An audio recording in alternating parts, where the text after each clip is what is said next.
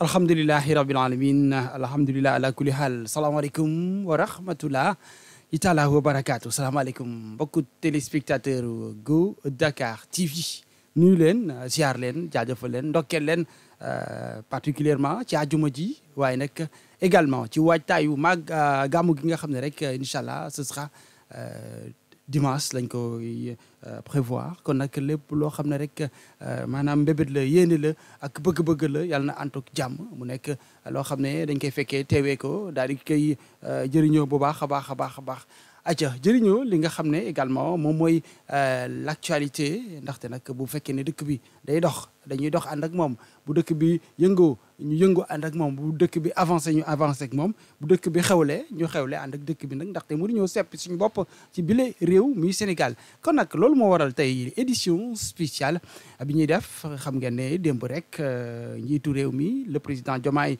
Diakhar Faye daal dinay addu jëmale ko ci askan wi daal di def un discours à la nation démb ci télévision nationale yeneen télé yëpp daal di koy relayer yeneen rajo yi également daal di koy relayer mu nekk defe naa ne lu ñëpp yëg lu ñëpp dégg lu ñëpp en fait comprendre bon alors compréhension bi un tout petit peu on va en reparler ndaxte nag ku nekk rek am na noo ko gisee bon alors pour en parler tout simplement je suis dans ce plateau avec monsieur information monsieur exclusivité Djibril bonjour.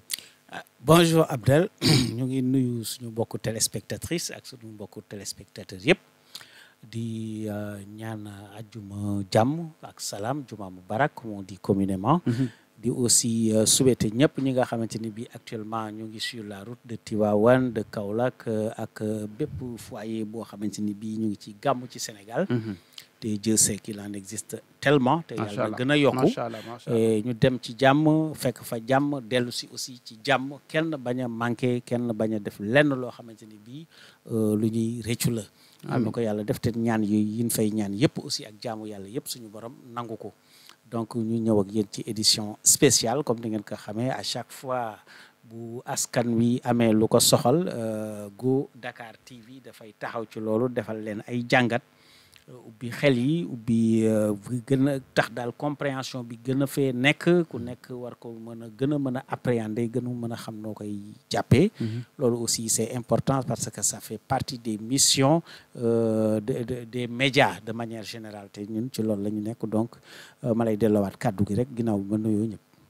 kon nag jaajëf bu baax a baax maa ngi lay jaajëfal di la wax juma mubarak yow tamit donc touche bi nga xam ne rek mooy pouce bi ngeen war a bës ngir mën a apprécier émission bi wala boog commentaire yi ñu ngi koy xaar également ci suñu chaîne YouTube Go Dakar boo ko defee rek Go Dakar TV boo ko defee rek daal di mën a egg fi nga xam ne moom mooy ci bile chaîne YouTube ñu ngi xaar également les abonnements bëgg nañu mu gën a bëri mu gën a takku car macha allah loolu yëpp bàyyi leen ci xel bu baax c'est important c'est hyper important seetaan ñu baax na apprécier yu ñu baax na waaye nag abonné wu également ce serait encore plus loo xam ne dafay daal di rek yokk li nga xam ne rek mooy dayo bi Go Dakar TV am te ambition boobule moom lañu am très bien acca Djibril président de la République àdduna démb jàkkaarloog askan wi ci discours à la nation nag bépp président bu nekk Sénégal mës nga ko def mu nekk 4 avril mu nekk veille 4 avril plutôt wala mu nekk veille fin d'année wala yenn événement yoo xam ne dafay am en général importance jiitu réew mi daal di génn daal di def solennellement un discours boo xam ne dafay jàkkaarloog nit ñi moom kese cundum ci ginnaawam ab drapeau fay nekk drapeau wu Sénégal rek muy wane ne Sénégal moo tax muy jug di addu waaye démb gis nañu un président balaa ñoo dugg ci le fond du discours ñu ñëw ci la forme gis nañu un président boo xam ne bon alors il a eu une attitude boo xam ne am na ay commentaires yoo xam ne gars yi dañ ko ci def alors naka nga gisee l'attitude le body language maanaam le langage du corps xam nga c'est important c'est de la communication également naka nga gisee démb le président bi muy àddu. waaw merci Abdel xam nga adresse à la nation. dafa bokk ci canal de communication yi nga xamante ni bii présidence de la République daf ko prévoir pour que le premier des Sénégalais puisse s'adresser à la nation. Il y a de ces dates qui sont immuables. maanaam du yëngatu mooy la veille de du 4 notre avril accession à la souveraineté internationale muy le 3 avril 20h di donc la veille comme ni nga ko waxee am na aussi le la fin d'année 31 décembre waaw le 31 décembre aussi da koy def pour faire le bilan de l'année écoulée et pour aussi faire des perspectives li ñuy xaar donc à part ça aussi bu fekkee dafa gis ni daal vraiment am na loo xamante ni bii wóoluwu ci ministre wóoluwu ci lenn li gën mooy mu taxaw jàkkaarloo ak moom parce que gouverneur aussi c'est assumer ses responsabilités frontalement avec les Sénégalais yi ko faloon wax leen généralement nag day nekk loo xamante ni bii lu am solo lay doon ça c'est évident moom la def démb parce que dissolution de l'Assemblée nationale du loo xamante ni bii lu tuuti la l'Assemblée nationale pour rappel après la présidence de la République mooy deuxième institution tey yàlla tereeti ko su fekkoon il est empêché soit maladie grave ba mënul exercer fonction am moom Diomaye Faye wala bokk mara d'Italie décès wala daal loo xamante ni daal il est dans l'incapacité d'accomplir sa mission présidentielle bu boobaa c'est le président de l'Assemblée nationale qui prend les rênes du pouvoir pour un temps bien déterminé. Très bien. Avant que ñuy dem ci ay élections xam nga ni kon loolu du caaxaan ko mën a c'est pourquoi sax la loi interdit que ñoom ñaar ñu ànd bokk lu mel ni oto wala lu mel ni avion parce que liñ ciy bañ mooy en cas de lu ñu souhaité wul réew mi dafay nekk ci guuta waaw parce que bu borom kër demee yóbbaale koo xamante ni bi moo ko war a remplacer xam nga loolu dafay nekk loo xamante ni la loi interdit ñoom ñaar ñuy bokk avion la loi interdit ñoom ñaar ñuy bokk oto wala loo xamante ni daal ay gaal ak ay bateau yooyu yëpp c'est interdit en termes de transport dañ leen di diversifier donc yooyu yëpp ce sont des précautions yu di jël yooyu yëpp c'est pour dire que l'Assemblée nationale aussi n'est pas n'importe quelle institution donc bu koy dissoudre comme pour répondre maintenant directement à votre question bu jël maanaam responsabilité jàkkaarloog Sénégalais yi bu dee ci côté boobu c'est à saluer waaw warul mën a toog bureau rek daal di ko dissoudre sans expliquer aux Sénégalais le pourquoi léegi nag bu ñu ñëwee ci visuel bi je pense que xam nga ce sont des choses qui sont extrêmement méticuleusement préparées avant ñuy tout à fait ñuy kii bon am na sax ñenn ñi des fois nga dégg rumeur ni dañ koy pré-enregistrer c'est-à-dire enregistrer que peut-être quelques heures wala quelques minutes avant mais toujours est-il que bu fekkee enregistrement am na aussi dans les dernières minutes ou les dernières heures rek la mën a doon parce que lu événement majeur waru la mën a am muy wax occulter ko peut-être donc ci de toute façon visuel bi moom c'est tellement soigné te aussi il a des conseillers qui sont dédiés qui sont là pour ça pour que mu mën a passe pour que son image puisse passer donc de ce côté de ce point de vue bu dee langage bi mu utiliser wolof la waa français d'abord wolof ensuite ce qui est bien amoon na ay temps suñu président yi français rek lañu daan làkk après c'était à la RTS Kunta yàlla na ko yàlla yërëm moo ko daan waaw moo ko daan waaw Bachir Kunta mais donc loolu aussi ça montre que le pays est en train de se chercher et le pays aussi est en train de se trouver parce que mujj nañu dem ba xam ni njëriñal wax mooy ki ngay waxal déglu non seulement déglu la mais pour mu déglu la il faut mu xam li ngay wax il faut non seulement parler sa langue mais il faut aussi parler son langage amoon nañ fi ay temps même ñi jàng ñi français bu ñuy wax dañu nañ commencer par dire que sama wolof nag leerul parce que nangam te ñooñu ay directeur la ñoon waaye ay nangam waaye bu ñu demee ba président de la République di exprimer wu clairement en wolof comme un citoyen lambda c'est une avancée à saluer parce que réew mënul développer nit ñi am épanouissement ci kaw complexité culturelle donc sur cette bu dee ci forme bi ngay wax c'est bon baax na d'après man bokk ci ma gisee baax na léegi nag mu des li mu wax très bien li mu wax moom lenn rek laa xam naa daañ ci gën a dugg lenn rek laa xam ni wax naka te man je ne suis pas convaincu mooy ne bi muy signé déclaration de politique générale pour son premier ministre Ousmane Sonko le 13 loolu du woon ay naxaate entre lui et son peuple Ça veut dire que en termes plus clairs bi mu koy signé il était convaincu que le 13 dafay am déclaration de politique générale foofu nag ça me laisse un peu sceptique ça me laisse vraiment très très sceptique man je ne pense pas que man je pense en réalité que bu mu koy signé xamoon na ne le 12 parce que xam nga tasub assemblée doo waxtaan ak benn nit ñaari nit rek daal di jël décision bi. Comme je te l'ai dit, l'Assemblée nationale n'est pas n'importe quelle institution. Donc, c'était prévu de très longue date. Ba muy jël décret bi yàggul bi Assemblée jëlee le 11 mu ne que le 13 en attendant le 12 dox ci diggante mu ñëw def lii il ne peut pas nous faire croire que il n'avait pas ça dans la tête. Quand même. Voilà man daal foofu laa gis ni foofu laa yemandi en attendant. Très bien. Voilà.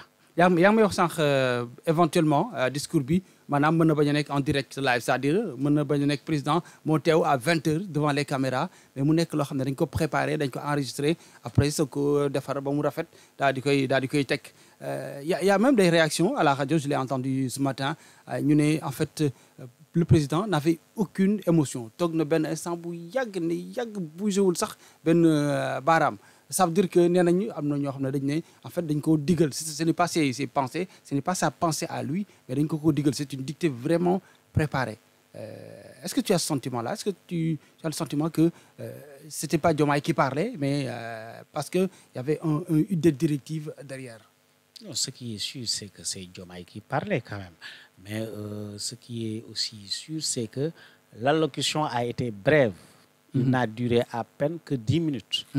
Pour quelqu'un boo xamante ni bii tu maîtrises ton sujet war na mën a wax parce que peut-être il s'est livré à des exercices bien avant war na mën a wax l'essentiel de ce qu'il devait dire et en français et en wolof sans pour autant de toute façon nit moom bu fekkee tu es mature tu es président de la République suñ la wax loo mbir nga wax ko c'est parce que tamit da nga gis sa intérêt ci biir wax jooju donc soit luñ ko proposer la mu nangu ko su fekkee nanguwu ko woon mais daal je pense que xam nga loolu mooy spéculer parce que on ne peut jamais être sûr du fait que est-ce que dañ ko dicté wala dicté wuñ ko ce qui est sûr waxtaan nag ay doomu aadama yoo xamante ni bii ils ont pris une position commune parce que président de la République noonu lay doxee c'est rare que mu jël une solution wala une décision boo xamante ni bii ça ne relève que de sa propre personne. Okay. Ça arrive nag.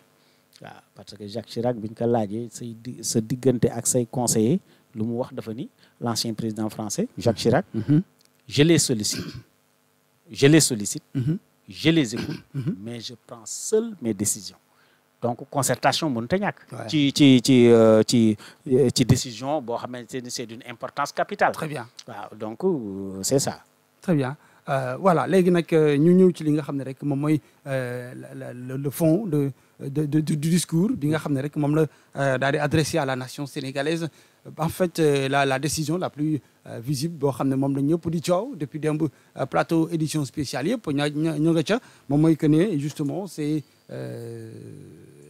le un tout petit peu li gars yi qualifié de waxet du président Bassirou Diomaye Faye est-ce que yow même sentiment bi nga am que li nga xam ne moom mooy le sentiment de certaines personnes qui ont réagi par rapport à ça dissolution de l'Assemblée nationale il avait promis quelque chose autre chose s'est passé est-ce que Djibril tu as été déçu par cette décision là. waaw xam nga foofu dafa am ñaar yu nu war a tàqale te ràññatle ko.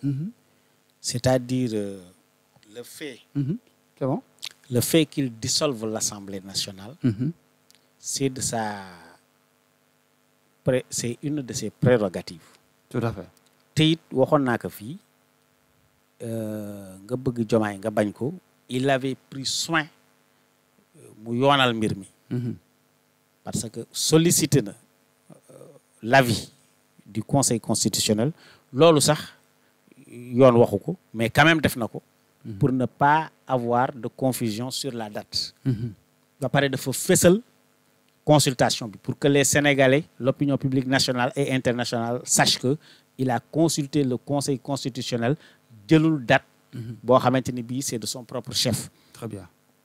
xam naa nag li mu programmé woon ni buñ ko joxee date rek bu ñëwee mu def ko peut-être looloo tax parce que bu xëy rek def benn date mën na indi coow lu rëy.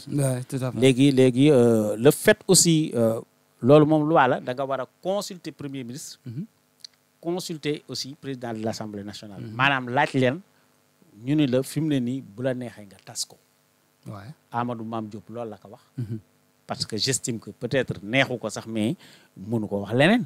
parce que bu nekk bul ko tas il faut que mu indi argumentation boo xamante ni bii dina wóor ni lii boo ko tegee ci loxo président dina xam ne kon tas que du lu war a mën a nekk léegi. donc comme amul argument. mu ni ko tasal donc Sonko nag fesaluñu avis bi mais tout le monde sait que Diomaye mooy Sonko mooy Diomaye dañuy jàpp ne réeroowuñu comme dañuy gisee conseil des ministres et tout donc il a dû lui donner moom itam son avis favorable.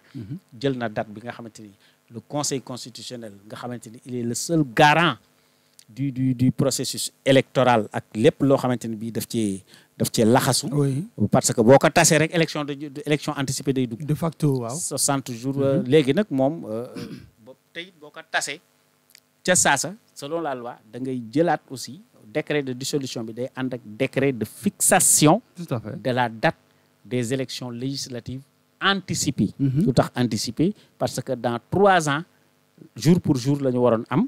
wala la ñu waroon dugg bokk ci campagne électorale wala ñu amal élection. tout à fait comme élection nag su fekkee dafa am te appam jotul moom la ñu naan anticiper. donc anticiper yooyu aussi c'est encadré par la loi 60 jours minimum 90 jours minimum. moom Diomaye nag il a maximum plutôt. Diomaye nag il a pris boo seet 17 novembre. mooy premier dimanche. le dimanche 17 novembre 2024. mooy premier dimanche. après bi ñu jeexalee 60 jours yi. après les 60 jours. waaw juste après les 60 jours. parce que bu ko jëlaatul beneen dimanche day fekk du mat 60 jours. léegi kon moom dafa jël la kii strict. dimanche bi jotegu. waaw maanaam dañu bëgg la mu gën a gaawee boog. ci gàttal. jarul ñu yegg ci 90 jours parce que amoon na fourchette boobu mais dafa jël le premier dimanche qui vient juste après l'épuisement après le délai des 2 mois donc foofu la ñu. foofu la ñu toll donc sur la forme comme ni nga ko doon waxee. c'est quelque chose boo xamante ni bii foofu kenn mënu fa wax dara. léegi nag mu des peut-être les raisons qui ont sous-tendu. cette. tout à fait cette décision. tout à fait. bon xam nga ñun dañu tàmm président de la République bu ñëw da ngay bëgg am sa majorité te nit ñi di ko wooyee majorité mécanique. ok mais est-ce que loolu kii la c'est tout simplement Sénégal rek la am boobu la spécificité wala dans tous les pays du monde loolu mooy li gën. enfin xam nga ku doon sa président bari na pays yi mu am mais am na ay pays yoo xamante ni bii pourtant l'Assemblée nationale wala boog le Parlement mook président de la République bokkuñu idéologie politique wala yu demee noonu mais terewul crise institutionnelle amu fa. ñun nag on n'est pas tellement habitué à ça. on a jamais eu ça moo tax de Senghor parce que 5 présidents rek la ñu am depuis l'indépendance. kenn ku ñëw da ngay jéem a am sa majorité. moom la nit ñi di wax majorité mécanique. moo tax yenn observateurs yi dañu ni est-ce que Diomaye il est à la recherche de sa majorité mécanique c'est une question. parce que boo leen waxee dañ naan assemblée bi dañ fi nekk pour dafay bloquer li nga xamante ni bii moom mooy bëgg-bëggam yi mu am ci Sénégal. parce que évoqué na ko c'est un discours concis. clair mais aussi agressif à l'endroit de la 14e législature. Mais est-ce que c'est vrai est-ce que par exemple dans les faits bu doon éventuellement dañ ko bàyyi noonu législature bi continuer est-ce que du woon créer justement ce blocage là donc peut-être que appréhension bi mu am doit di am c'est-à-dire bu bëggee def dara gars yi na ko du fii bu jaaree fii ñu ko du fii loolu lambee fii du fi jaar fii joxe dara est-ce que du woon créer boobu les problèmes. moom sax loolu la wax déjà moom nee na déjà dafa diggoon Sénégalais yi dafay tas conseil économique social et environnemental dafay tas au conseil des territoires. HCCT waaw HCCT. oui daf ko diggoon Sénégalais yi. ñooñu daal di bañ. wax na aussi ñu bëgg daaneel gouvernement bi. par le biais d'une motion de censure. mais xam nga motion de censure loi bi daf ko encadrer ni mu encadrer la dissolution de l'Assemblée. donc ñoom ñu ngi seen prérogative. moom am na prérogative pour tas assemblée. boo koy tas ko rek te bul wax ni parce que assemblée li mu def yëpp dara génn ci yoon. Le fait de déposer une motion de censure, c'est encadré par la loi.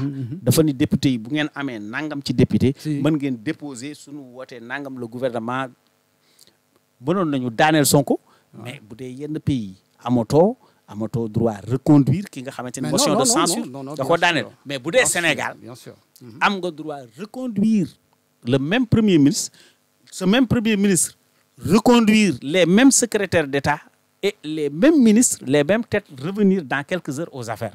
Donc, c'est possible. Motion de censure, est-ce que lolu jëriñ kon? Non, motion de censure, ça affaiblit politiquement le Premier ministre, mais mën na ko reconduire.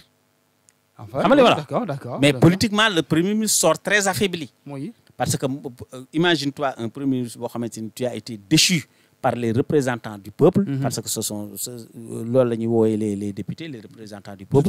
Donc, politiquement, il faut affaiblir le Premier ministre. Mais rien n'empêche au président Diomaye de reconduire Ousmane Sonko, reconduire les mêmes ministres, nous occuper les mêmes fonctions.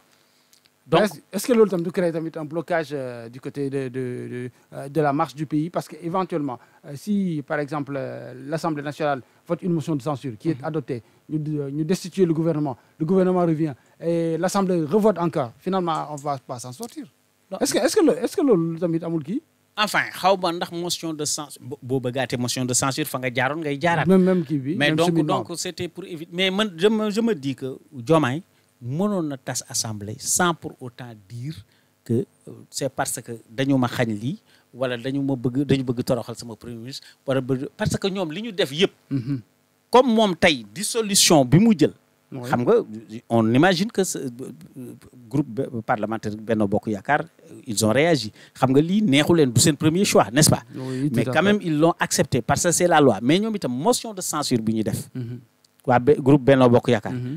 C'est la loi. C'est la loi aussi, bien sûr. Rejeté, ni d'autres tâches HCCT, d'autres tâches 16. Wow. C'est la loi. C'est la loi aussi. C'est la loi, effectivement. Comme c'est la loi. Jarul ngay wax ni ba paré amna lu mu wax lo xamanteni bi waru ko wona wax d'après man. Modestement ni ma ko xalaté. Bu né le 13 du woon naxaate sama diggante ak Sénégalais mais naxaate wu lu tax nga naan dama du woon naxaate. xam nga des fois. c'est-à-dire amoon intention def ko en fait si li ma comprendre. waaw mais les événements ont fait que finalement je me suis rétracté. wala du loolu. non xam nga moom dafa ni. le 13. parce que dafa anticiper wax jooju xam na ni wax ji moom day jóg à la kulli aline parce que dañ ko assemblée nationale daf ko proposer le 11. moom mu ni le 13. entre temps le 12 dox ci diggante bi mu ñëw tas ko. donc nit ñi dañ naan forcément intention bi la amoon. moom nag mu ni defu ko woon pour wër-wërloo ak peuple sénégalais bi pour naxaate. comme defuloo ko yaa xëy loo koy waxee. maanaam yow tu n'es pas animé de mauvaise intention. lu tax nga naan ñëwuma pour nax la. déjà man boo ma nee ñëwuma pour nax la rek. je prends mes gardes en tout cas je prends mes gardes. donc foofu moom sur le plan xam naa lu ñu ko toppatoo sur le plan organisationnel du discours. foofu moom mënoon na ko waxee neneen war a mënoon na ko sax bañ a wax. waaw loolu nga gis. waaw loolu laa gis. waaw très bien loolu laa gis. Ok, donc dissolution de l'Assemblée nationale, donc conséquence, comme nous l'avons dit de facto, c'est l'organisation des prochaines élections législatives au Sénégal. Nous avons le 17 novembre. Qu'est-ce qu'on peut, à quoi est-ce qu'on peut s'attendre? Nous avons dit que 17, qu'est-ce qui va se passer pour le Sénégal? Nous avons dit les préparatifs pré-campagne, campagne bien élection. waaw man ni ma ko xalaatee mooy xam naa ni engouement bi amoon engouement bi amoon ci élection présidentielle yi ñu génn du nekk loo xamante ni bii dafa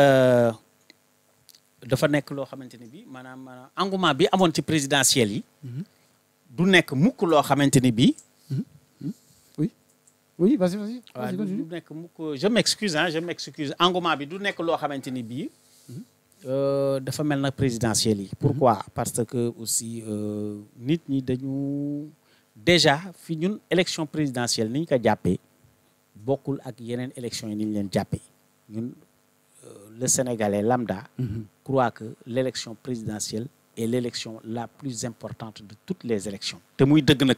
C'est le cas, n'est-ce pas? c'est le cas. non dëgg la. Ah parce oui. que dañu nekk ci hyper présidentialisme c'est que le président de la République c'est la clé de voûte des institutions.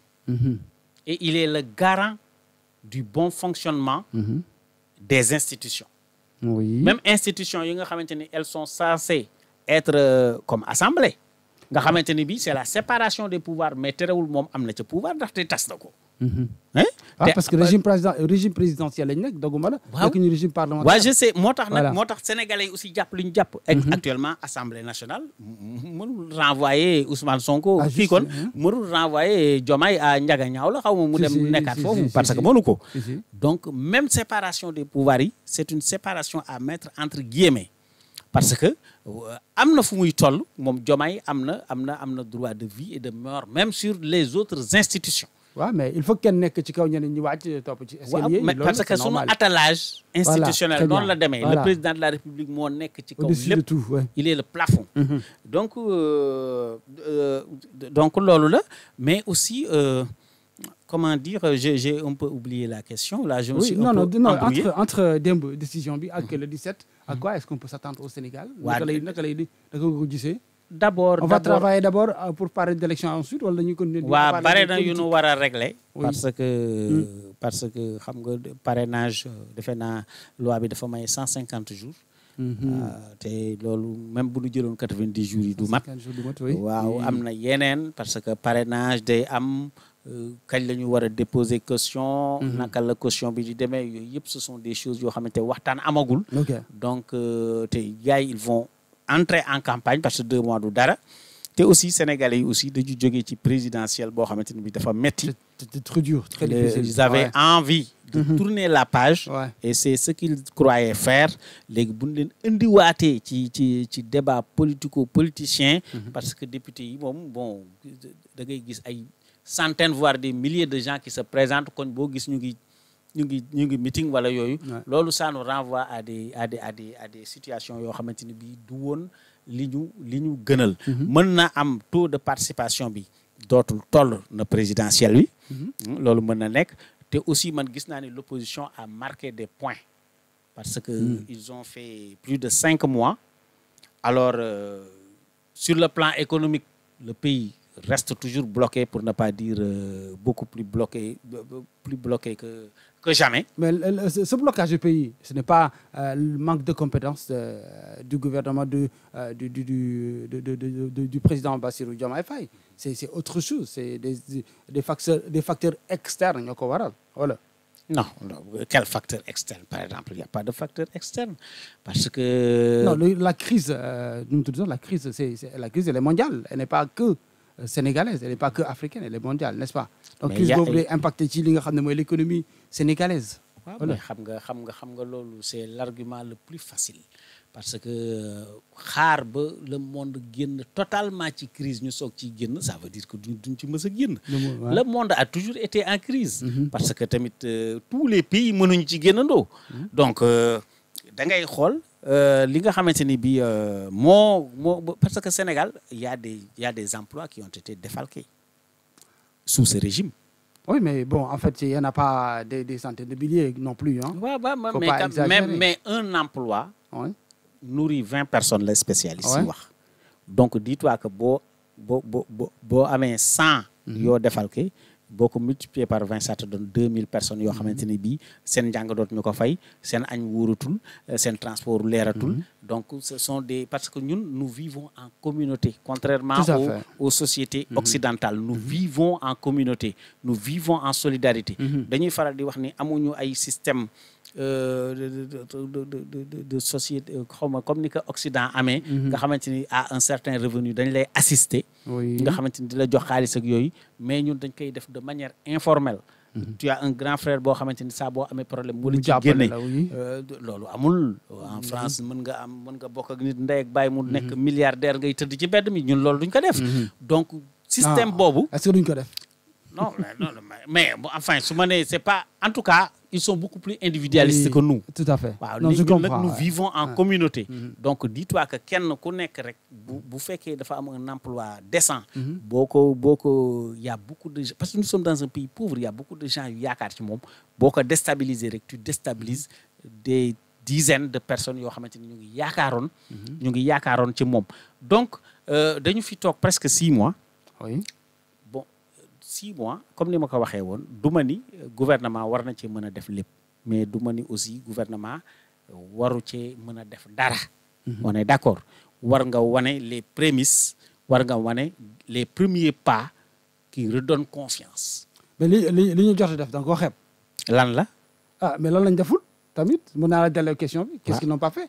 waaw xam nga boobu ba léegi. ba léegi finalement on va pas s'en sortir. Est-ce qu'ils ont fait est-ce qu'ils n'ont pas fait en fait man dama jàpp rek ne que c'est le délai qui est trop court pour faire un quelconque bilan des actions du gouvernement et du président.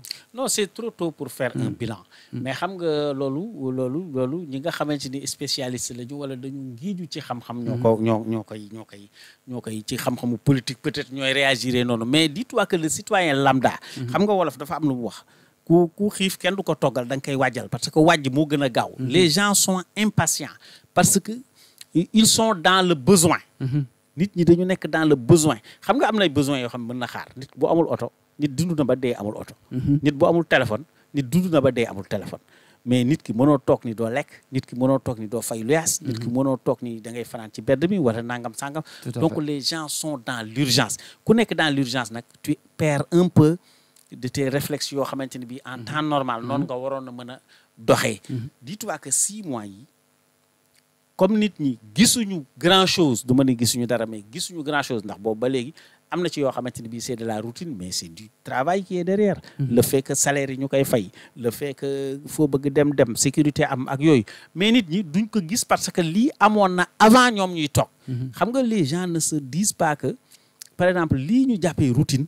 nga jógee parcelle ñëw fii sans problème dans d'autres pays c'est pas possible parce que gars yi dagg nañu tali bi kenn du fa jaar wala yu demee noonu mais nit ñi duñu gis loolu li ñu gis mooy une avancée yaa ngi doon am 100 000 francs léegi teg nañ ci 50 000 francs loolu la nit ñi di gis loolu nag comme gisuñu ko damay ragal ni manque d'engouement bi amoon ci maanaam engouement bi amoon ci présidentielle bi dafay wàññeeku te il y a des cartes qui vont basculer du côté de l'opposition parce que am na ci ñoo xamante ni bii ñii seen doxalin li ñu commencé wane amaan na doyu leen c'est leur droit le plus strict am na aussi ñoo xamante ni li ñu wane doy na leen.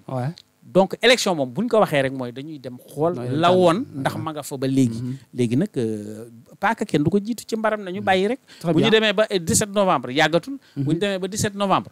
on va essayer de voir quelles sont les tendances. justement député yi nga xam ne moom la ñu bëgg am ci 15e législature bi est-ce que du nekk la même chose est-ce que du nekk blanc bonnet ak bonnet blanc ci li nga xam ne moom la ñu seetlu ci 14e législature bi d'ailleurs le président démb ci discours am sax ŋàññi na li nga xam ne rek moom mooy cette 14e législature bu fekkee dañoo def le même processus la même façon de coopter nos députés est-ce que ce ne sera pas la même chose encore que bi di 14e législature bi.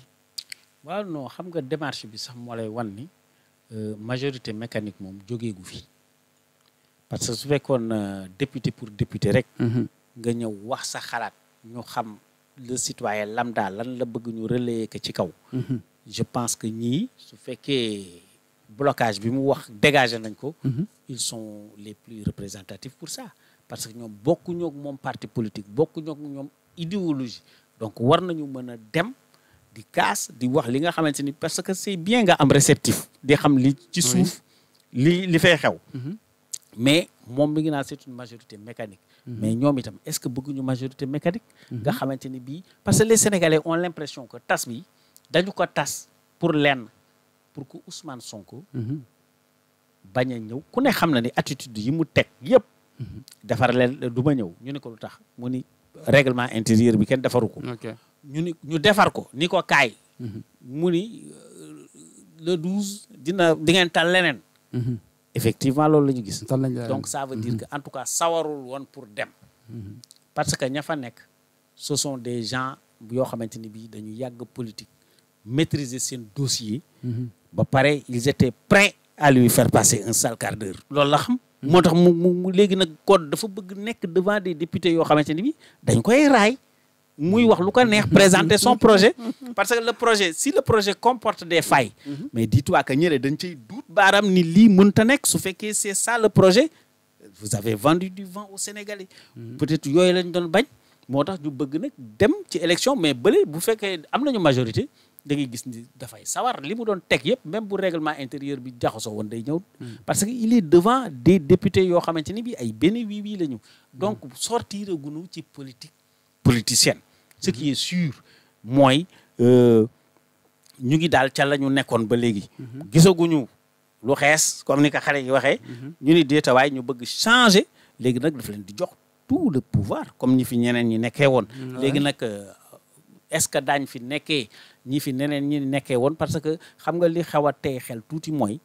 y a des gens parce que moom le président Bassirou Diomaye Faye dafay toujours évoquer la loi xam nga comme ni mu waxee ni consulter na conseil constitutionnel consulter na diw premier ministre consulter na mais entre-temps il y a des gens des caciques de l'ancien régime qui sont interdits de sortir du territoire national te du acte de justice kon moom bu fekkee dafay fësal ni dafay respecter la loi pourquoi àdduwul ci ñooñu ni ñii soit vous les accusez de quelque chose ngeen téye leen sur le territoire national en attendant muy leer soit vous ne les accusez pas encore de quoi que ce soit je suis le président de tous les Sénégalais ñi fi nekkoon ancien responsable ak ñëpp laa boole yamale je suis le père de la nation tey di bu fekkoon Sénégal kër la moom mooy borom kër gi c'est ça waaw waraloo am ay doom nag kenn ki ni keneen ki doo fi génn doo dem doxi say affaire doo jàngi doo def dara yow borom kër gi nga toog ni pat dangaa bàyyil Ousmane mi mu dem jàngi yow yaay kan ba di ko tere buntu kër gi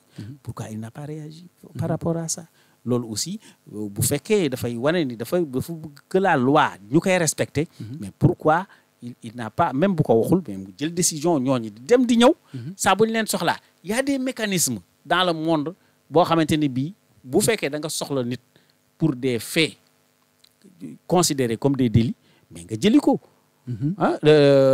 la xam nuñ koy waxatee waaye police internationale Interpol a ngi fi ak yeneen mécanisme yoo xamante ni bii bare nañu gis nañu des mécanismes régionaux sous-régionaux Afrique maanaam continentaux et même intercontinentaux mondial xaama tooñ gis nañu jurisprudence Vladimir Poutine bi mu demee fële kenn jëlu ko te pourtant Interpol la nga fa woon te boobu dëkk dafa signé ay convention ak Interpol donc ça veut dire que peut-être que nit ku rëcc kenn mënatul la jàpp benn instant loolu moo tax peut-être que mu ne donc je vais prendre les devants un tout petit peu bon alors mais xam nga booy prendre les devants da nga ko war a def dans le cadre de la loi oui. Tu es d'accord? Oui, bien sûr, évidemment. Mais pourquoi ces devants-là n'ont pas été pris dans le cadre de la loi? man loolu laa parce que ñooñu dañu war a recevoir lu leen di wan ni waru leen mën a génn mais doo dem ba aéroport ñun la doo génn mais wax na ne processus bi c'est déjà enclenché parce que y a déjà des personnes qui ont été épinglées ci gouvernance su président Macky Sall donc li nga xam ne sax moom mooy kii yi moom mooy poursuite yi daal di ne ci discours toujours du président Bassirou Diomaye nee na daal dina leen topp ba éventuellement xool kan moo ci laale kan moo ci laalewul kan moo ci tax ak kan moo ci taxul est-ce que c'est comme ça qu'il faut faire est-ce que c'est la bonne formule? Non, je ne pense pas que ça soit la bonne formule xam nga lu tax parce que entre-temps le ministre Cheikh Tidiane Dièye am na giita ngaas coow lu ko topp il a maille à partir avec la justice. Enfin, pas avec la justice mais bon. am na non dégg naa dafa mel na le président Thierno Alassane Sall li mu déposé woon. dafa mel na yóbbu nañ ko ci juge d'instruction. Ah d'accord ok léegi daañu xool nag. fan la wan di mujjee kii gëtëm. ANASER aussi ñu ngi fay dégg coow. ANASER oui bien sûr. waaw ñu ngi fay dégg coow. oui bien sûr. bu gën a grave sax encore en plus. voilà ñu ngi fay dégg coow. l'autre aussi am na beneen.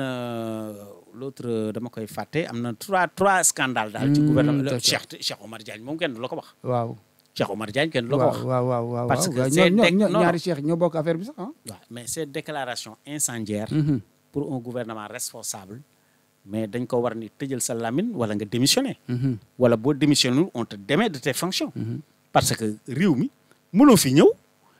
déjjati tarixa yi ñàkkee leen kersa ba pare impunément nga toog ba tey Tiwaawan un des responsables de l'organisation du Gamou nee na ñoom déposé wuñu rien au niveau de la présidence de la République comme ni ñu ko daan defee parce que dañuy bañ que la réponse qui a été servie à Touba ñàkkal leen jëm leen ñàkkal fayda loolu dal leen. Ils vont essayer de tout prendre en charge à leurs frais. Donc la rupture est consommée entre les tarixa et la présidence de la République. te la présidence de la République c'est la première institution du pays. Tout à fait. tey jii bu dëkk bi yëngu woon moom day dem ci xalif yooyu pour xale yi toog.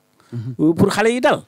donc je pense que li ñu war a def mooy il faut que Cheikh Omar Diagne moomuñu il a ses convictions nangul nañ ko ko ku mu neex nga bañ a am diine. parce que le Sénégal est un pays laïque maanaam doxalinam officiellement diine bokku ci. gouvernement bi nag day maslaa ak ñi nga xam ne dañu am diine. li mu war a def mooy gouvernement bi son rôle mooy képp koo xamante ni bii am nga diine bu fexee indi encadré nga doxal ko. te bul tooñ kenn. ku amul diine aussi nga toog bañ a am diine bañ a gëm kenn mais bul dal ci kaw kenn. nga maandu. waaw te bul dal aussi bul am pas-pas aussi di dal ci kaw pas-pasu ñeneen ñi. mais pourquoi moom muy dal ci kaw pas-pasu ñeneen ñi. pourquoi. il n'a pas ce droit. te warul nekk foofu nekk directeur.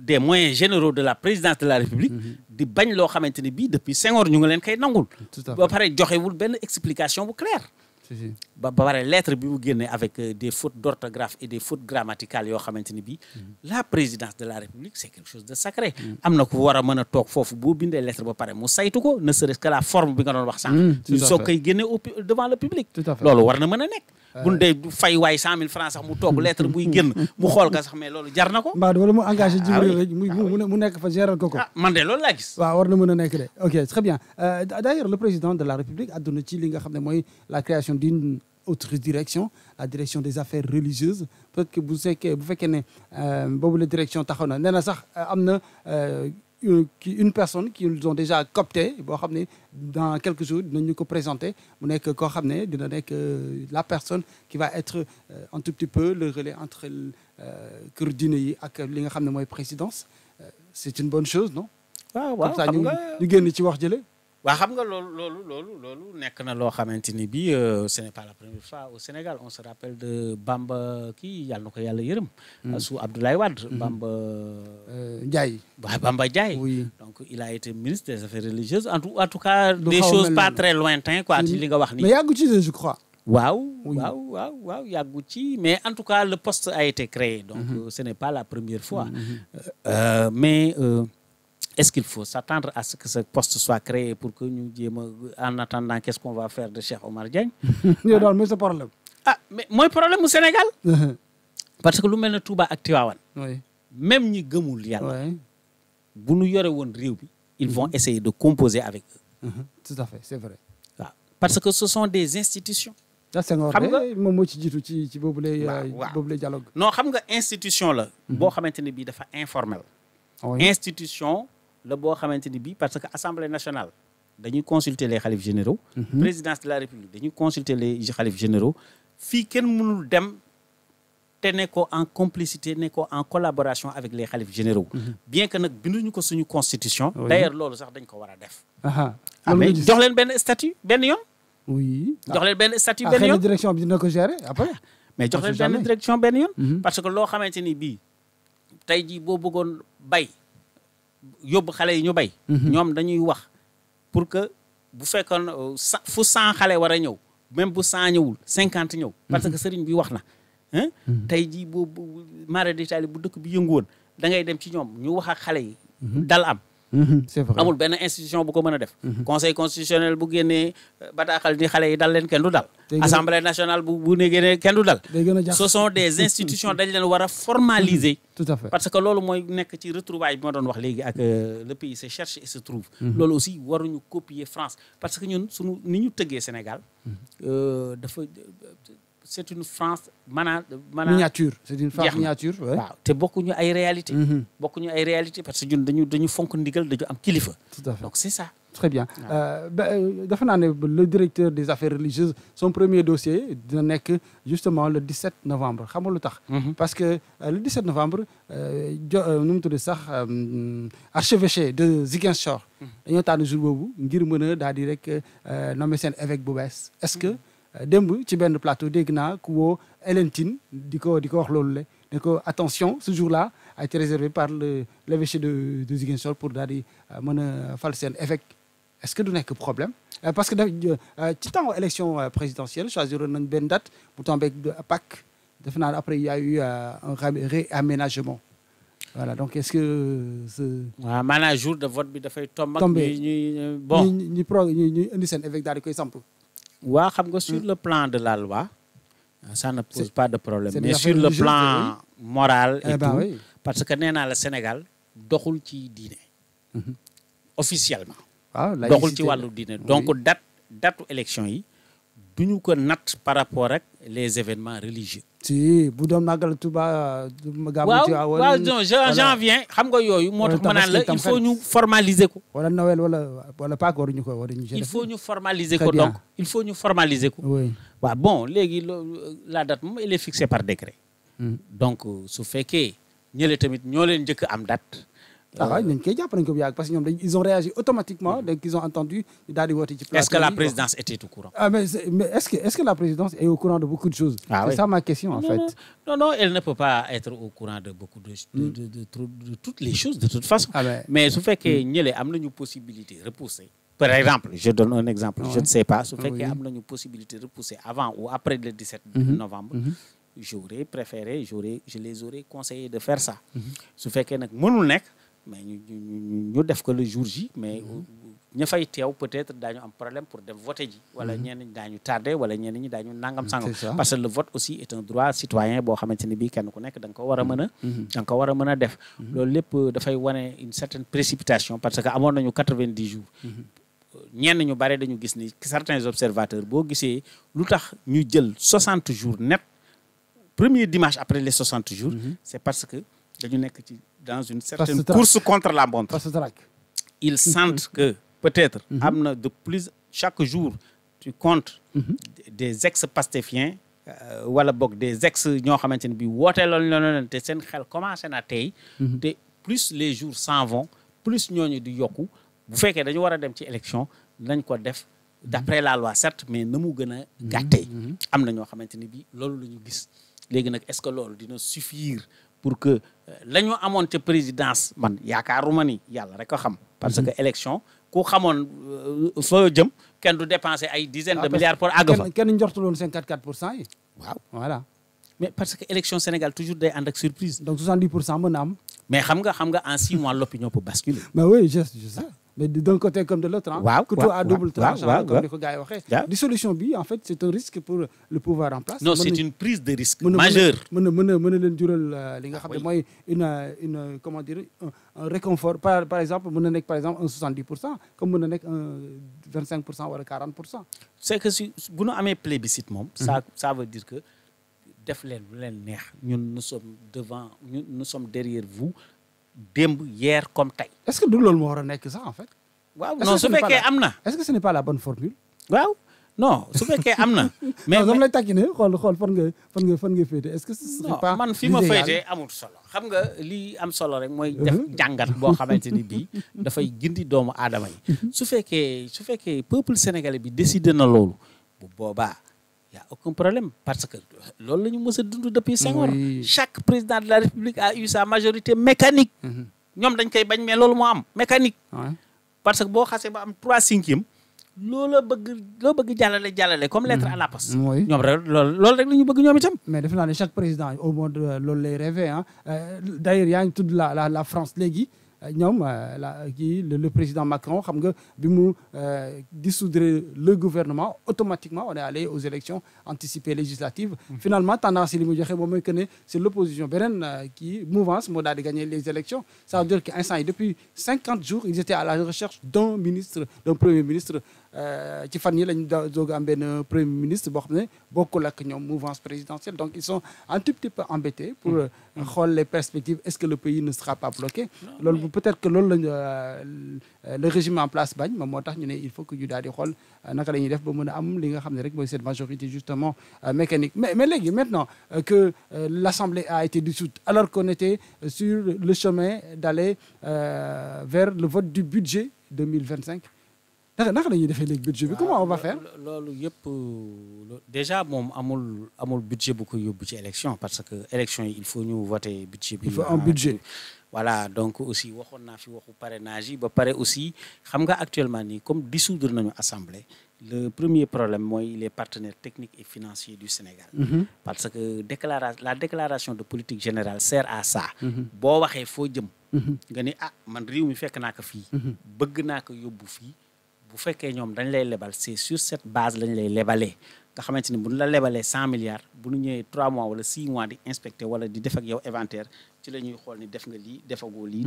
gaawal ci lii moom c'est bien et cetera mais fi mu ne nii kenn du jël risque benn bailleur muy FMI muy banque mondiale muy yeneen ak yeneen BAD banque africaine de développement fi mu ne nii booy lebal Sénégal sa loxo day lox.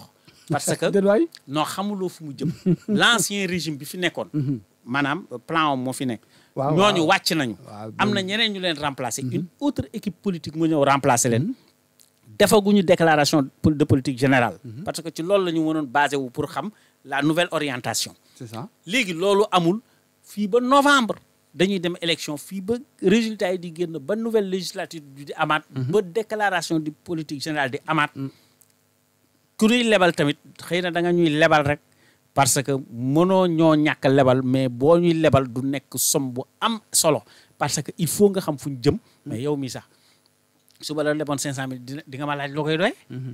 déet non. non mais réew nag du doxee noonu. réew nag du doxee parce que réew du 500000 du 1 million. du 2 millions non exemple 500000 bi sax c'est assez. des centaines de milliards kenn du ko jox nit mu dem te xamuloo fu mu jëm. non parce que boo ñëwee di leb nit dama ko naan man damaa soxla 500000. parce que lii ak lii ak lii. non c'est tout à fait normal c'est logique c'est normal. c'est normal nga xam. donc fii ba ñu il faut ñu jéem a léegi yor suñu bopp. léegi comment on va faire déficit budgétaire moom laa la bëgg a laaj comment est-ce que le président Bassirou Diomaye Diakhar Faye et son premier ministre et le gouvernement vont gérer le Sénégal en attendant qu'on ait une assemblée et que vote du budget am te ça va tirer en longueur hein ce ne sera pas maintenant. mais ni ñu koy gérer moom xam nga mën na gérer par ordonnance. te loolu sax assemblée.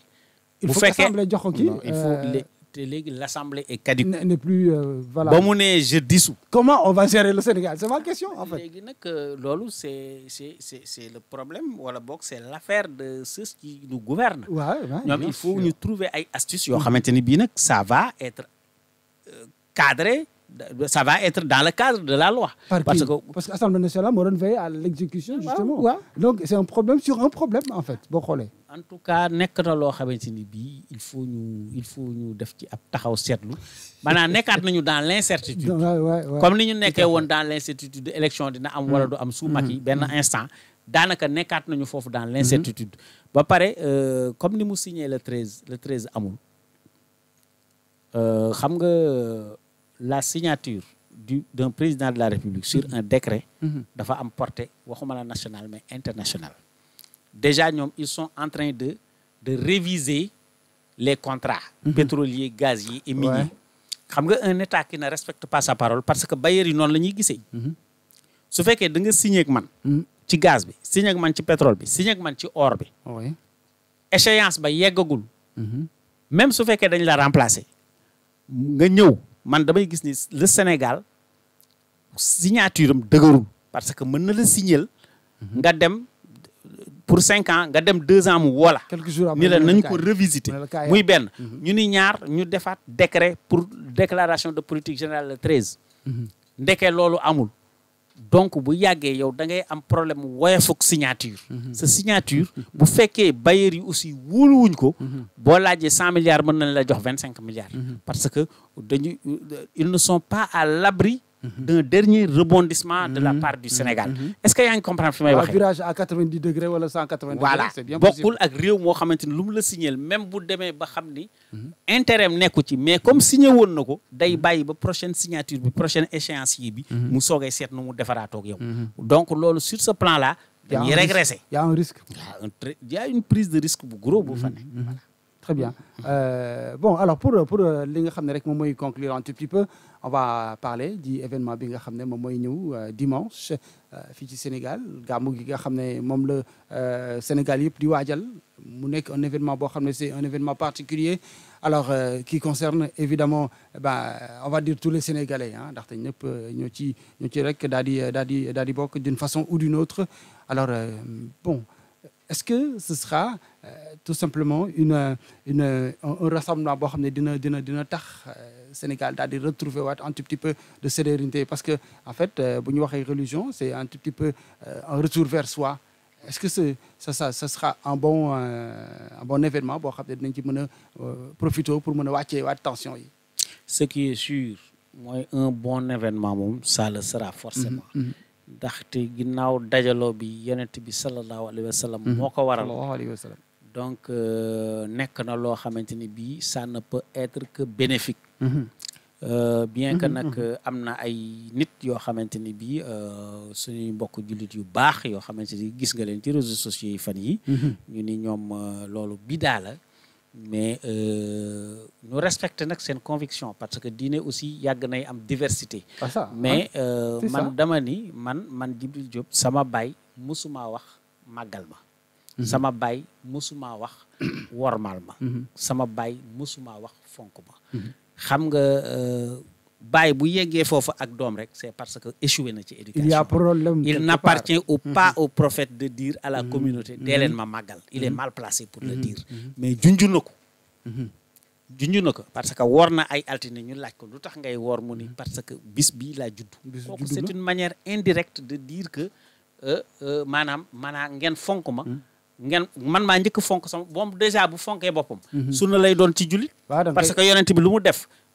mooy suñu royukaay majeur exemple la oui c'est ça dégg nga donc man ñu looloo tax gàmmu dañ ciy fàttali jikko yonent bi sallallahu alayhi wa sallam te ku nekk xam nañu suñu crise majeure mooy crise de valeur crise de vertu donc yooyu dafa war a dellu si waat parce que détournement de fonds yeeg mal gouvernance yeeg yooyu yëpp vertu ak valeur rek moo fi manqué kon nag yaakaar naa ni war nañ cee mën a ressourcer wu mu bañ a nekk rek ñu bañ a considérer rek le côté folklorique ñu ressourcer wu ci ñu ngi xalaat lu mel ni Tiwaawan nga xamante ni sunu maam yàlla nañu ko yàlla fayal El Hadj Malick Sy ku wax gàmmu sa xel dem foofu mais mu def ko de manière vraiment subtile boo xamante ni bii dafay delloo si waat ñëpp